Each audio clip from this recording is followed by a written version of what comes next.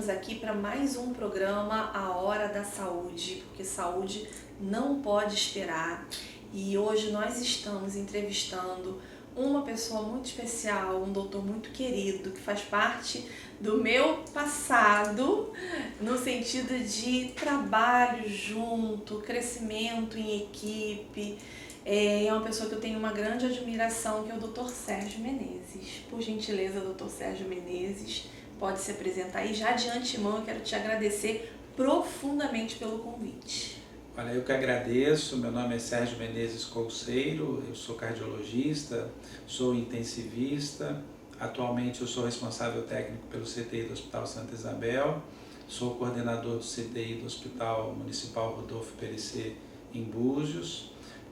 Atualmente também sou o presidente do Departamento de Estudos em Espiritualidade e Medicina Cardiovascular da Sociedade de Cardiologia do Estado do Rio e também participo, além da pesquisa, junto da UF, onde fiz o mestrado, e a gente hoje aqui vem conversar com a Geandra com muita alegria, que é uma pessoa que a gente cresceu junto dentro da área da saúde aqui na nossa região dos Lagos, e eu só posso tecer elogios da mesma forma e agradecer por essa oportunidade.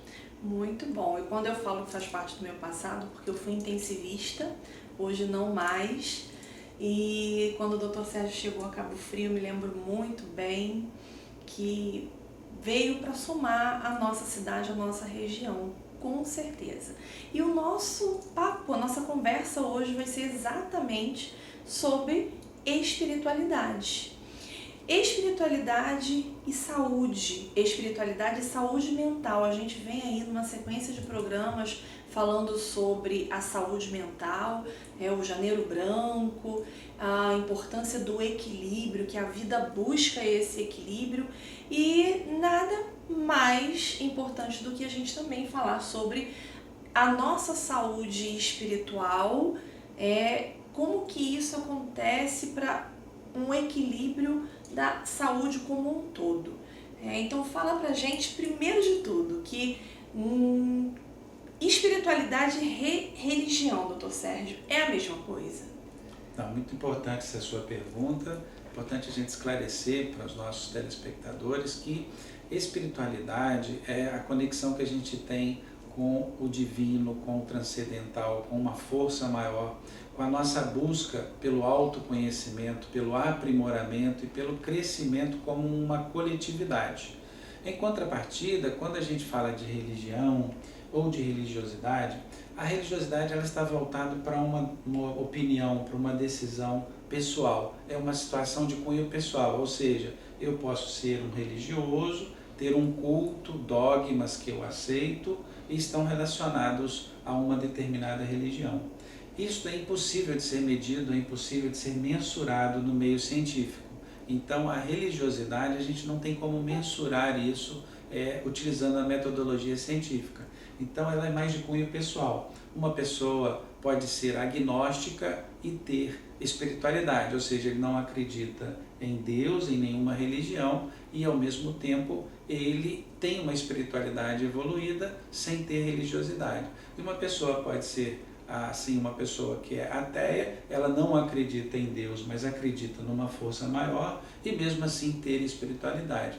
Então é importante a gente esclarecer, a sua pergunta é ótima, no sentido de que a religião é pessoal, a espiritualidade é aquela força interior que você desperta ou que você muitas vezes oferece para outra pessoa através da empatia, através da compaixão, e você consegue assim despertar em si e no outro uma conexão voltada para um crescimento.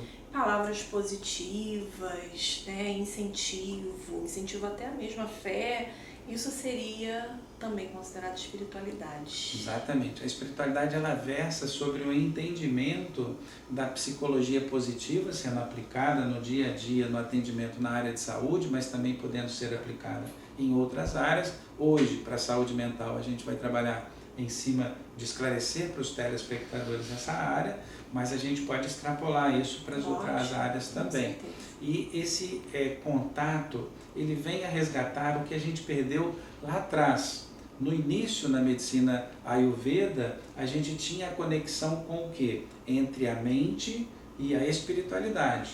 Com o passar do tempo, nós nos tornamos mecanísticos, não é? Nós temos vários mecanismos, equações, dispositivos, computadores, como a gente vê no CTI, no centro cirúrgico, no pronto-socorro, seja onde for, e com isso a gente perdeu aquela relação de saber muitas vezes que aquela dor no peito, que aquela angina é fruto muitas vezes de uma mágoa, de uma ingratidão, de um processo de uma dor emocional, espiritual, e que você podendo entender que a pessoa não é só de corpo e de carne, mas que ela também tem um espírito, que você pode trabalhar aquele espírito não no sentido de espiritismo ou num sentido de se reencarnar, nada disso. Na verdade, quando a gente fala de um espírito, é uma alma, e essa alma, essa mente e esse espírito também adoecem. Então a gente tem doença do corpo, a gente também tem a doença da alma.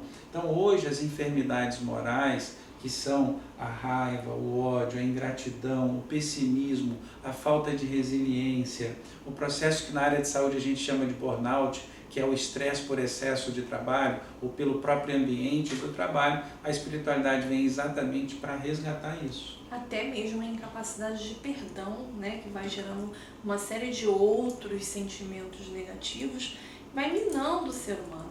É muito importante, doutor Sérgio, o senhor tocar nesse assunto, porque como a palavra vem fazendo uma analogia, espiritualidade com espiritismo, muitas pessoas olham essa terminologia, esse termo, Exato, como se fosse ligado às doutrinas espíritas. E muitas vezes deixam de olhar esse termo e de até mesmo praticar, muitos profissionais inclusive, considerando esse preconceito que existe com relação às doutrinas.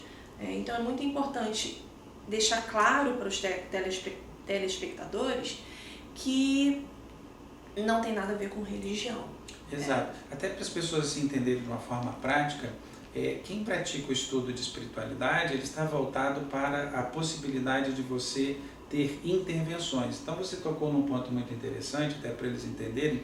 Existe um estudo muito sério feito na Europa, na Inglaterra, e um estudo que foi também feito aqui no Brasil com a doutora Suzânia Vezum, que é uma psicóloga que a gente admira muito, e ela conseguiu mostrar que as pessoas que infartavam e que tinham predisposição ao perdão tinham a área infartada menor do que as pessoas que não tinham predisposição ao perdão e a sua área infartada era maior. Hoje na espiritualidade nós temos escalas para medir a fé, temos escalas para medir a gratidão, a escala de gratitude, temos escalas para medir o perdão, temos escalas para medir a sua predisposição a perdoar e também a quantidade de estresse e raiva que você acumula.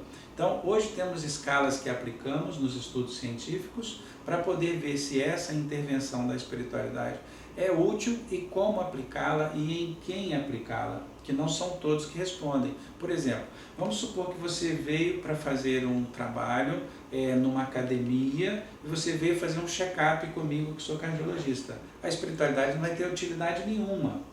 Ou vamos supor, por exemplo, que a pessoa estava caminhando na praia, sofreu um infarto, a família está desesperada, porque o paciente está no CTI, não é o momento para se abordar a espiritualidade.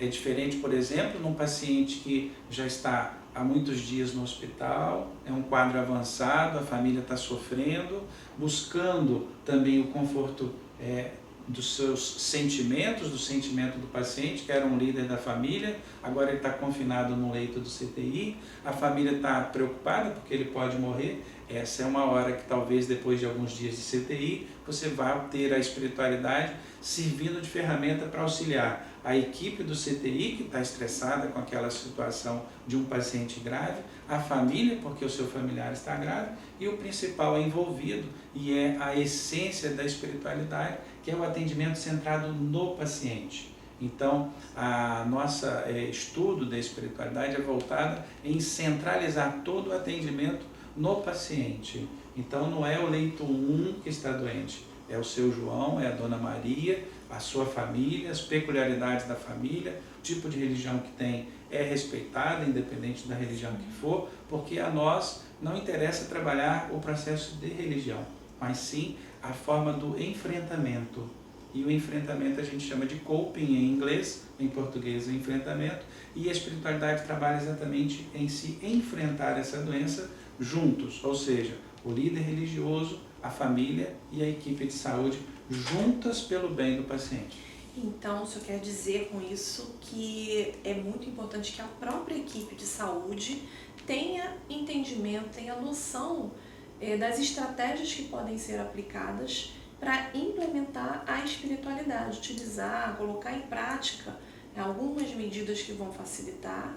Perfeito. Tanto a eles próprios, né, quanto ao paciente e à sua família, né, a permanência, aquele momento ali, e auxiliar no enfrentamento daquela situação que está se vivendo, né? Sua colocação é muito importante porque hoje a gente sabe que se o profissional não é preparado, seja ele psicólogo, enfermeiro, fisioterapeuta, nutricionista, médico, independente da especialidade, a espiritualidade ela precisa de ser treinada e a pessoa e a equipe de espiritualidade, ela precisa de ter treinamento para ser um instrumento útil, para ser uma ferramenta útil para o hospital.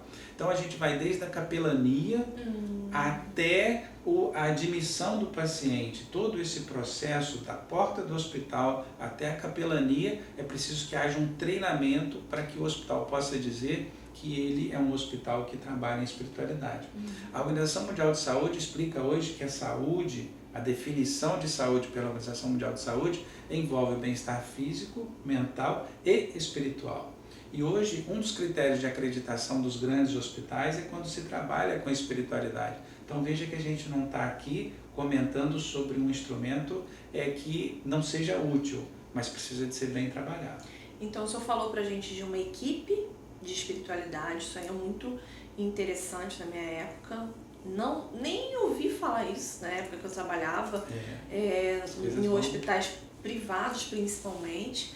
E explica pra gente o que é essa capelania, porque pode ser que os nossos telespectadores não conheçam essa terminologia, não saibam que equipe faz parte desse...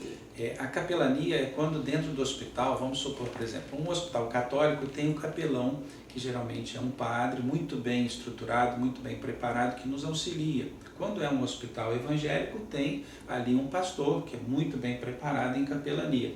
Mas a capelania na espiritualidade é um curso que é feito, uma preparação para que se entenda todas as vertentes religiosas, se respeite essas vertentes para que a espiritualidade possa servir de aproximação. Muitas vezes uma parte da família é evangélica, outra parte é muçulmana, outra parte pratica o catolicismo. Então é preciso que a capelania, quando tem uma visão da espiritualidade, ela tem uma visão global, respeitando o posicionamento de todos, e não infringindo em superar certos limites durante a conversa. Então vou dar um exemplo simples. Vamos supor que eu estou num processo de capelania em uma família que metade é católica, outra metade é espírita.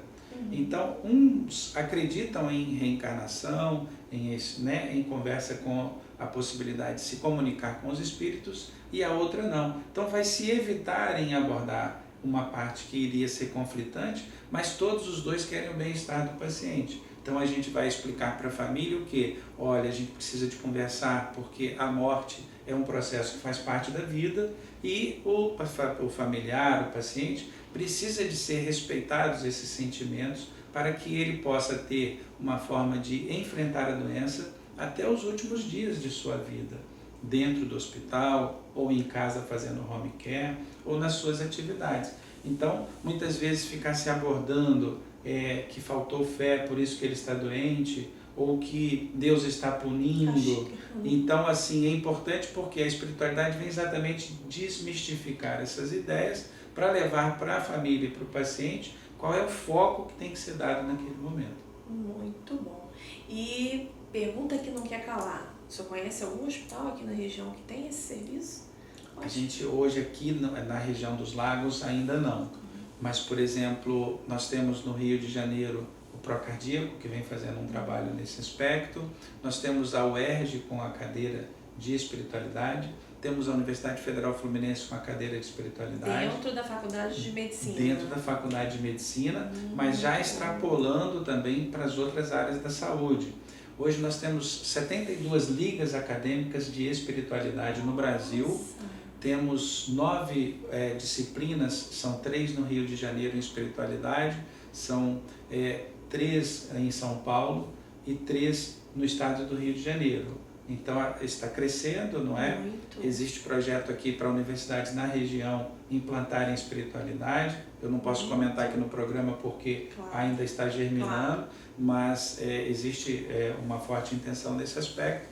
E a gente torce para que se expanda, porque quando você vê que 72 ligas acadêmicas, ou seja, para aqueles que não sabem, liga acadêmica são os profissionais que ainda não são médicos, são estudantes, fazem suas ligas e grupos de estudantes que se unem em prol de um tema, e no caso no Brasil são 72 ligas atuantes. E estudam esse tema, divulgam esse tema, pedem para que nós que somos já médicos e estudiosos dessa área façamos palestras e ministremos, por exemplo, estudos e artigos e formas de atendimento. Então, se o jovem médico, as ligas acadêmicas estão clamando, 72 ligas, são 72 faculdades clamando por esse atendimento.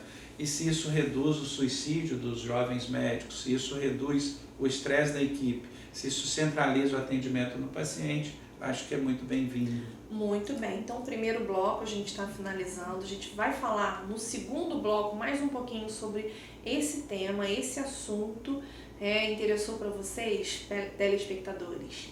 Chama os familiares de vocês, avisem para eles que a gente está discutindo sobre esse tema, é um assunto inovador, no entanto, daqui a pouco o Dr. Sérgio vai falar para a gente também um pouquinho, mas é um assunto de extrema valia para todos nós, né? Então, fiquem conosco, daqui a pouquinho eu estou de volta. Olá, amigos e clientes do nosso restaurante Aloha. Venho convidar a vocês, eu sou o proprietário aqui, o Vitor, de um restaurante que já está há mais de 15 anos na cidade. A melhor comida caseira, variedades de pratos, saladas, carnes. E venho convidar vocês também que estamos com uma novidade, nosso delivery agora aqui da rodoviária. Estamos atendendo a toda a cidade de Cabo Frio, é só ligar que você vai pedir. Venha conhecer, vocês não vão se arrepender. Vem! Olá, amigos da OK TV. Eu sou Vivi Freitas, guia de turismo. Em fevereiro vem aí um programa OK, Vamos Viajar, onde você vai ficar por dentro de todas as novidades dentro do turismo. Hospedagens, passeios, trilhas, tudo para você que ama viajar. Vem com a gente, OK, Vamos Viajar.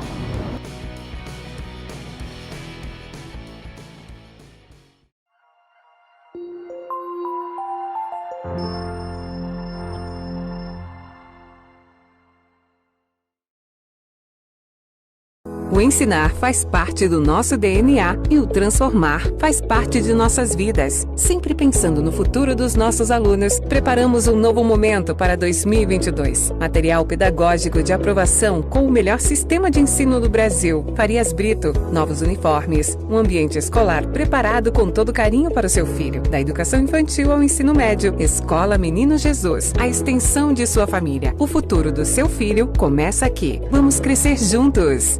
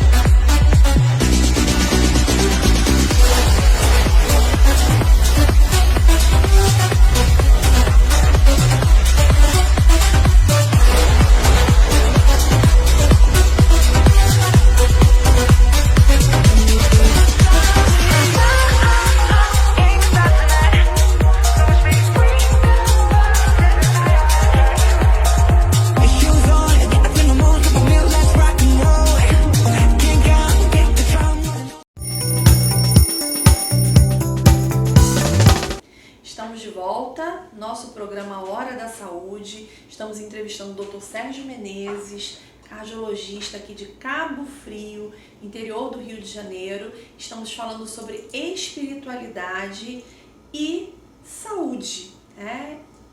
A gente no primeiro bloco estávamos conversando sobre a espiritualidade na universidade, na faculdade de medicina, a implantação da universidade nas instituições de saúde. O Dr. Sérgio explicou para a gente um pouquinho como é que é esse processo, para quem está chegando agora conseguir entender. Explicou também sobre o que é espiritualidade, né?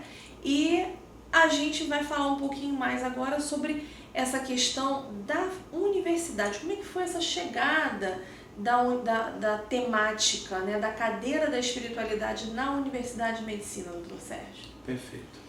Tudo começa lá nos anos 2000, Dr. Herbert Benson, na Universidade de Harvard. Ele começa a entrevistar o Dalai Lama e trabalhar a espiritualidade como uma forma de atuar na saúde.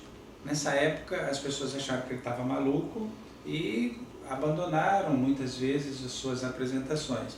Passado alguns anos, hoje, para ele fazer uma palestra, tem que ser um meeting. Meeting, para quem não sabe, é um congresso com uma pessoa só, porque vai tanta gente procurar essas informações que hoje as publicações do Dr. Herbert Benson se transformaram em uma situação que todo mundo quer ouvir o que ele tem para dizer.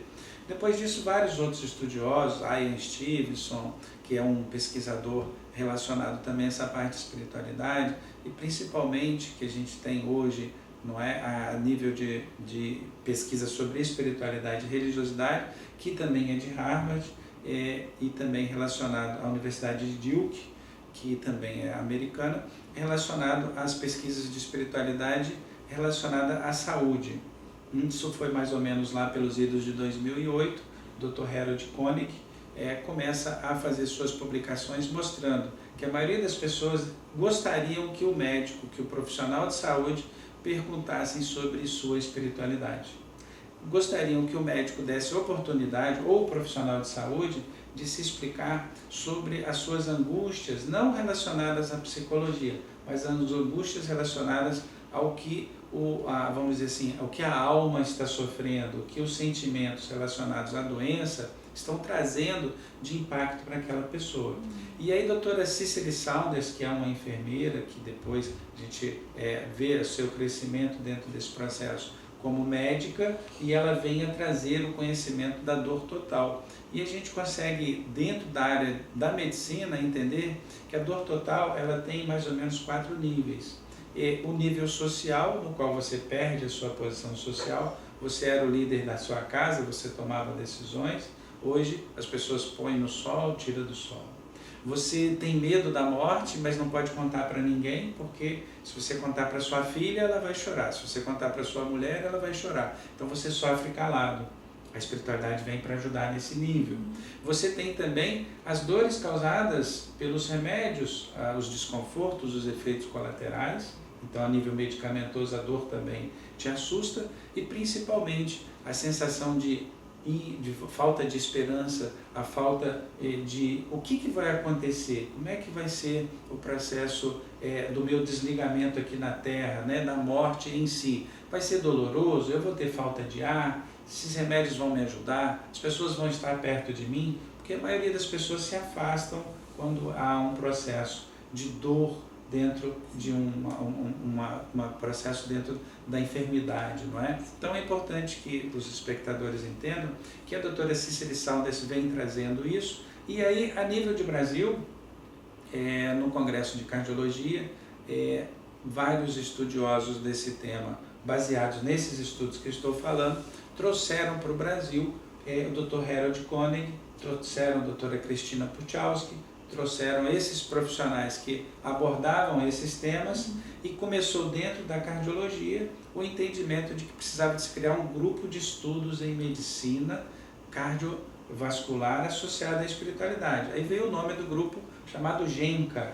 GENCA seria Grupos de Estudos em Espiritualidade e Medicina Cardiovascular.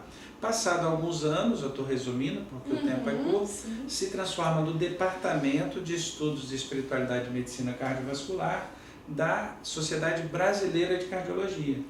E hoje tem mais de 1000 cardiologistas inscritos nesse grupo e é um dos departamentos que hoje a gente tem a oportunidade de ser regionalizado. Eu represento o estado do Rio atualmente, até 2023 nesse biênio, e hoje a gente vem agradecer ao programa, por exemplo, e levar isso para a população, porque às vezes as pessoas não entendem os benefícios que a espiritualidade traz, resgatando aquela relação médico-paciente que a gente gostaria de ter e que se perdeu com a pressa, muitas vezes, no atendimento, com aquela correria, muitas vezes, que você chega no médico, você fala assim, eu vou anotar o que eu tenho que falar com ele, porque ele vai me perguntar rápido, não vai dar tempo, não é? Então, isso tem tentado mudar um pouco. Ótimo, ótimo. Então, é novo, teoricamente é novo, né, isso dentro das universidades, das faculdades de medicina, e é muito importante, porque quem nunca passou por uma experiência desagradável de se deparar com profissionais da área da saúde, não só médico, mas alguns outros profissionais que não tem esse olhar, que não tem essa resiliência, essa empatia, né? Esses pré-requisitos que são tão importantes para a espiritualidade. Então, falando sobre isso, como é que se dá o mecanismo de adoecimento relacionado à espiritualidade, doutor Sérgio? Perfeito. A gente falando de saúde mental, Sim. Acho que é muito importante a gente esclarecer. A gente pode começar falando assim do universo que todo mundo gosta de comentar, que seria a parte relacionada ao DNA. A DNA está relacionada à genética. Então, existem estudos que o próprio Dr. Harold Koenig demonstra que as pessoas que têm espiritualidade, elas vivem mais. Então, é muito interessante assim, mas como assim vivem mais? Olha, no Japão, a gente sabe que o cordão azul, não é? São as pessoas que vivem em certas regiões que conseguem ter uma vida além dos 100 anos. Quando foram pesquisados, todos tinham uma espiritualidade muito elevada. A gente vai também para a Itália, em certas regiões do Mediterrâneo, as pessoas vivem mais de 100 anos, também são pessoas voltadas para a espiritualidade. Não religião, espiritualidade. Então é importante a gente esclarecer dentro desse aspecto. E aí, como isso pode ser possível? Então existe o seguinte, quando você está no seu dia a dia, naquela correria, e você não para se conectar com a natureza, com uma força maior, ou até mesmo uma viagem interna através da meditação. Hoje a gente estimula muito Mindfulness, que é uma meditação na qual você consegue recompor as suas energias. O que acontece? Você faz muitas reações de luta e fuga, e com isso o seu cromossomo, uma região distal, a região mais externa dele, é chamado de telômero. A gente envelhece porque o telômero diminui. Então, o telômero do cabelo vai diminuindo, a gente vai ficando careca. O telômero do coração vai diminuindo, as artérias vão diminuindo. O telômero do cérebro vai diminuindo, a gente vai tendo Alzheimer. Então, é por isso que essa atrofia cerebral, essa atrofia das células ocorre por causa do estresse que a gente vem vivendo. Esse estresse é chamado de carga alostática. E a espiritualidade tem um trabalho da doutora Mazeuco mostrando exatamente que quando introduz a espiritualidade, o telômero que era achatado, ele desenvolve um crescimento de novo e ocorre um alongamento. Isso é a explicação por que as pessoas que têm espiritualidade vivem mais. Então, se o tema foi interessante, eu vou abrir para a Geandra perguntar sobre outras formas de adoecimento. Muito bom. E aí a gente vai falar sobre, já que tem tudo a ver com saúde mental, vamos falar um pouquinho, no primeiro bloco o Dr. Sérgio falou sobre burnout, sobre estresse, agora voltou a falar de novo, falou sobre ansiedade, depressão, que são os males que tem aí assolado a nossa humanidade, né? Principalmente pós-pandemia. Vamos falar um pouquinho sobre a relação da espiritualidade com esses processos de adoecimento, doutor Sérgio? Claro. Existe uma publicação muito interessante que foi logo no final e que a gente tem exatamente essa publicação em cima desse grupo de Harold Koenig, que é um estudioso da espiritualidade dentro da população, e ele demonstra que o isolamento social promovido pela pandemia da Covid cobrou um preço muito alto na nossa sociedade, trazendo o estresse, a violência familiar, porque as pessoas, o marido, a mulher, o filho, o neto, o avô, se encontravam pouco. Com a pandemia foram confinados num ambiente E aí, vamos dizer assim, o estresse aumentou muito. E com esse aumento, o isolamento social, houve também esse progresso da ansiedade, da depressão, da tendência ao suicídio. Então, essa agressividade, esse processo todo, a gente pode explicar da seguinte forma. Quando você introduz na sociedade, por exemplo, numa comunidade, seja ela uma comunidade carente, uma comunidade rica, tanto faz. Um grupo de pessoas, quando você introduz a espiritualidade, você centraliza o entendimento de que cada ser humano é importante, de que cada unidade é importante. E isso, centralizando esse entendimento, ocorre um aumento do capital social. Esse aumento do capital social faz com que as pessoas se sintam importantes. Por quê? Porque ele viu que as outras pessoas enxergavam ele não era invisível. E o grande problema do isolamento social é que as pessoas ficaram olhando só para si. E ao olhar para si, você não enxerga os outros ficam invisíveis. E por isso que essa agressividade, essas situações, quando se entende no atendimento do profissional da área de saúde, que aborda a espiritualidade do paciente, você vai começar no atendimento seguinte: olha, essa sua ansiedade, essa sua depressão, esse seu estresse, esse seu desgaste emocional promovido pelo excesso de trabalho, você acha que está vindo de onde? Quando você abre essa porta, o paciente vai te explicar: olha, a minha azia vem porque eu não durmo muitos dias, porque eu estou endividado, porque eu briguei com a minha mulher, porque o meu filho saiu de casa e não voltou até agora. E aí você vai entender que não é só remédio, não é só exame, mas que essa pessoa está precisando de que alguém ouça o que está acontecendo com ela e consiga trabalhar, despertando nela uma possibilidade de enfrentar essas situações sem ter um enfrentamento negativo. E aí você me dá a oportunidade de explicar o que é o enfrentamento positivo, o que é enfrentamento negativo. O enfrentamento positivo é quando você passa por uma dificuldade e entende que aquilo você pode utilizar de uma oportunidade de aprendizado, uma oportunidade de crescimento, uma oportunidade de desenvolvimento. Mas com o enfrentamento negativo, a mesma situação você pode achar que está sendo punido, que você não precisava de passar por isso, quem tinha que passar por isso é seu vizinho, que é muito pior que você. Vitimizar. Você pode se vitimizar, se colocar: coitadinho de mim, que pena que eu sinto de mim, por que isso está acontecendo comigo? Ou muitas vezes você pode até se revoltar. Então a gente tem aí, não é, várias publicações relacionadas à negação, à revolta, que muitas vezes a doutora Elizabeth Kübler-Ross, que é uma grande autora, eu estou falando os nomes, para que as pessoas depois possam pesquisar. Sim, ela demonstra que a primeira sensação que a gente tem frente a um desgaste é a negação ou a revolta. E muitas vezes até uma coisa pior, muitas vezes a pessoa tenta barganhar. Como seria essa barganha? A pessoa começa a buscar a espiritualidade em troca de ter a melhora das suas aflições. E na verdade a espiritualidade não é para ser barganhada, é para ser desenvolvida. Então o profissional treinado em espiritualidade, ele vai exatamente explicar para o paciente que é um processo. E o processo tem altos e baixos, tem acertos e erros, mas o mais importante é você estar buscando ser uma pessoa melhor do que foi ontem.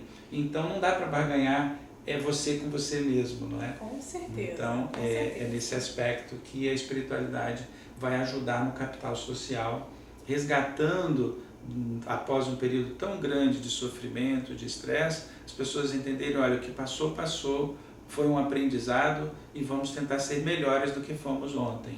E aí, quando há falha nesse processo, a pessoa não consegue, as doenças se instalam, seria isso? Ela acaba acontecendo, vamos colocar, por exemplo, a pessoa que consegue observar no tratamento do câncer um objetivo, consegue observar que os profissionais da área de saúde estão interessados nele, estão interessados na sua evolução, independente se ele está tendo queda de cabelo, se ele está tendo náusea, se ele está tendo perda de peso, enfim, se a pessoa está tendo efeitos colaterais, isso é importante, mas independente disso, também buscando saber como ele está se sentindo hoje, o que ele gostaria de fazer, se ele gostaria de conversar com algum líder religioso, se ele gostaria de buscar algum tipo de culto.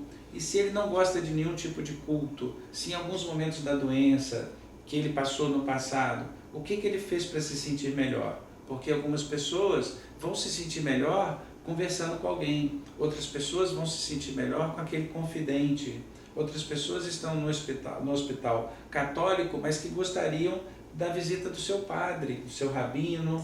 Então é muito importante nesse aspecto o paciente entender que ele é importante, o atendimento é centralizado nele.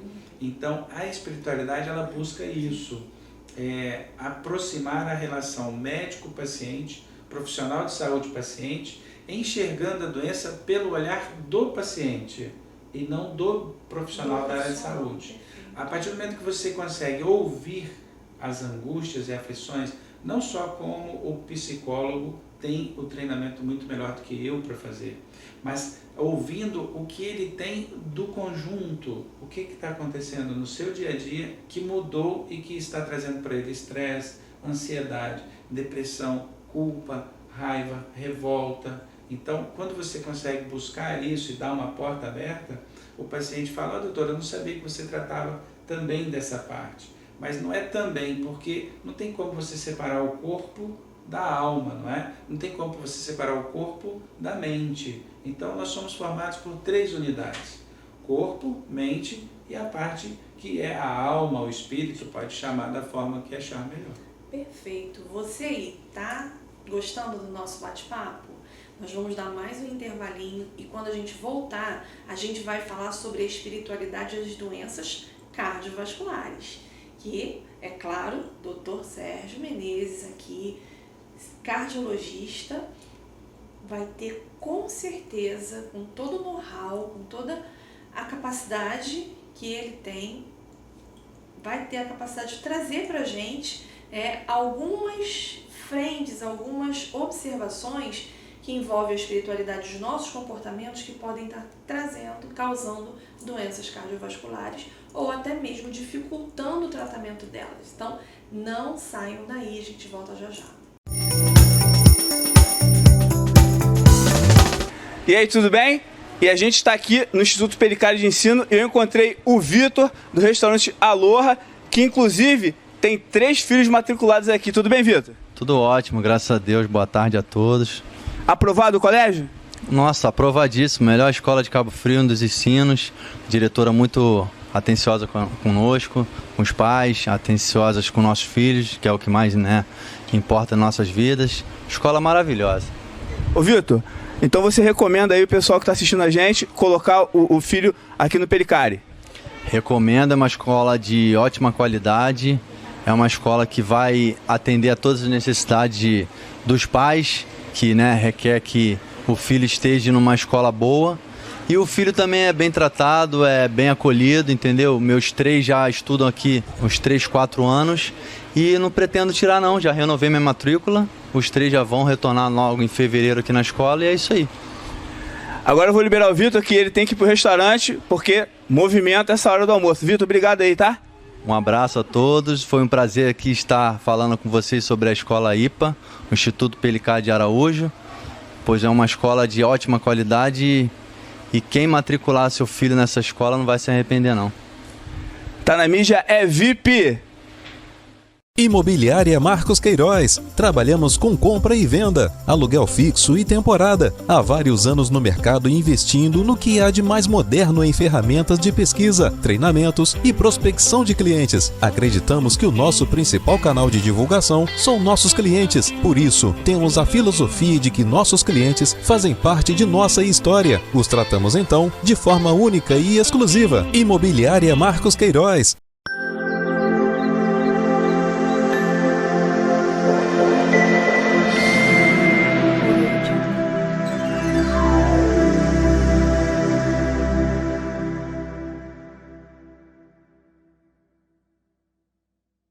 Lelion. Somos uma marca que desde 1981 veste mulheres incríveis. A marca é conhecida e respeitada por uma legião de clientes. Nossa missão é oferecer o melhor da moda com preço competitivo, sempre com qualidade, celebrada nestes 40 anos. Lelion é moda, beleza e conforto. O arremate perfeito de uma marca que continua em franca evolução. Lelion Shopping Parque Lagos, Rua Henrique Terra, número 1700, loja 8, Portinho. Telefone 22 99992 5831.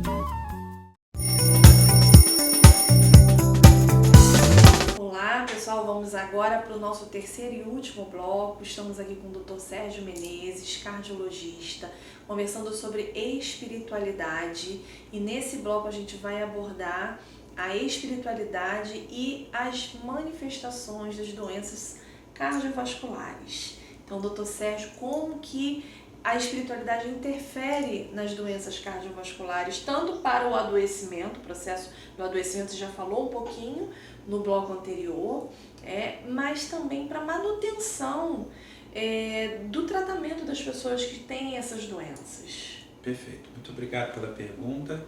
É importante a gente entender que na luta do nosso dia a dia, a gente vai acumulando adrenalina, e aquela adrenalina ela vai gastando a nossa energia, vai trazendo estresse, e muitas vezes a gente toma algumas medidas, algum comportamento que traz mágoa, traz raiva, traz dificuldade de perdoar. Esses sentimentos vão minando o principal órgão dos sentidos das emoções, que é o cérebro, claro, mas quem paga o preço é o coração. Então, o coração é um receptáculo de todas as emoções. Por isso, quando você tem uma notícia muito ruim, você sente um aperto no peito. Você vê o seu filho quase caindo de um lugar, vem aquele aperto no peito. O cérebro percebe tudo, mas quem paga o pato é o coração. Então, nessa luta diária, a gente percebe que quando a pessoa é uma pessoa que não está tendo tempo de refletir o que ela está fazendo com o corpo dela, o comportamento e o pensamento dela estão agredindo ao corpo, as doenças se manifestam no corpo. Mas quando a gente introduz a espiritualidade dentro desse aspecto, a gente consegue perceber que uma pessoa muitas vezes que tem uma hipertensão de difícil controle, chamada hipertensão resistente, muitas vezes ela não consegue ter um tempo de refletir sobre si própria. E a espiritualidade vem resgatar essa relação médico-paciente, de tentar mostrar para o paciente que ele precisa de ter um tempo para si, que ele precisa de se amar, que ele precisa de ter um tempo de lazer, que ele precisa de praticar esporte, abandonar o cigarro, perder peso, cuidar das emoções, das relações interpessoais. Então, assim, se ele acorda de manhã e a pessoa dá bom dia, ele fala bom dia por quê? Né? Ele já acorda de mau humor, ele já briga com o porteiro, ele já briga com as pessoas que estão no trânsito, ele briga com a família, ele briga no trabalho, ele chega em casa irritado, então é claro que ele vai adoecer. Então a gente consegue perceber hoje, com as publicações que nós temos a nível mundial e nacional, hoje a gente sabe que a diretriz brasileira de hipertensão, ela demonstra que a abordagem da espiritualidade ajuda a reduzir a hipertensão. A gente tem trabalhos mostrando que a predisposição ao perdão reduz o tamanho do infarto. A gente tem trabalhos mostrando que o otimismo ele ajuda a reduzir a descarga de adrenalina e, consequentemente, melhorando a evolução das pacientes com insuficiência cardíaca. Para aqueles que não sabem, insuficiência cardíaca é o coração grande.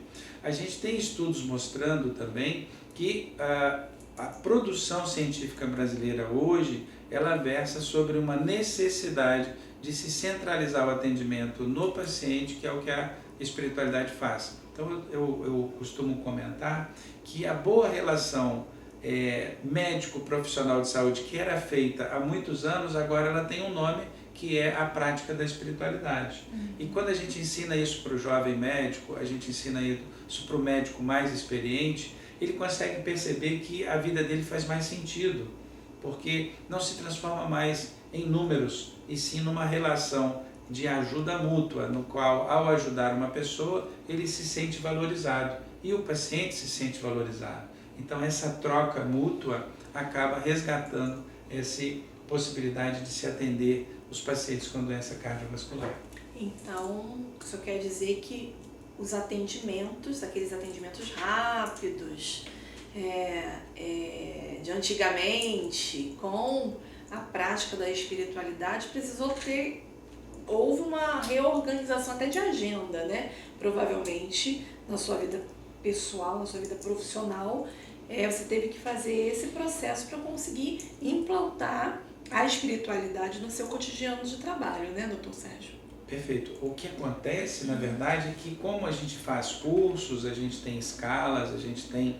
são, para as pessoas que não conhecem bem escalas, são tipo uma organização de perguntas e o que você recebe das respostas, quais ações que você toma, que você consegue direcionar o seu atendimento e não fica tão lento o atendimento, ele é produtivo.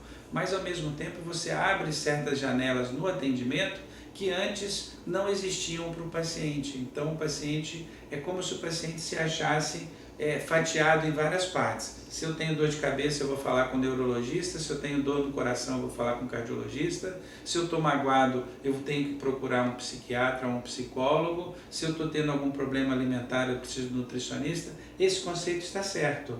Mas quando você junta isso tudo em prol de um atendimento mais humanizado, voltado para as necessidades do paciente, você consegue descobrir muitas vezes que aquela angina, aquela dor no peito, é uma briga de família que um irmão não perdoa o outro há muitos anos. E aí você convida a pessoa a perdoar a outra, não que eles precisem de voltar a ser amigos, mas que pelo menos a mágoa, a pessoa que tem uma mágoa, é como se ela tivesse uma foto da outra e ficasse lembrando dela, aprisionado nela o resto da vida. Sim. Então a gente explica a pessoa a fazer uma técnica que a gente chama de journaling, que é você anotar tudo de bom que te acontece no seu dia. E aí com isso, você para de pensar naquelas mágoas, naqueles conflitos que você tinha de outras pessoas.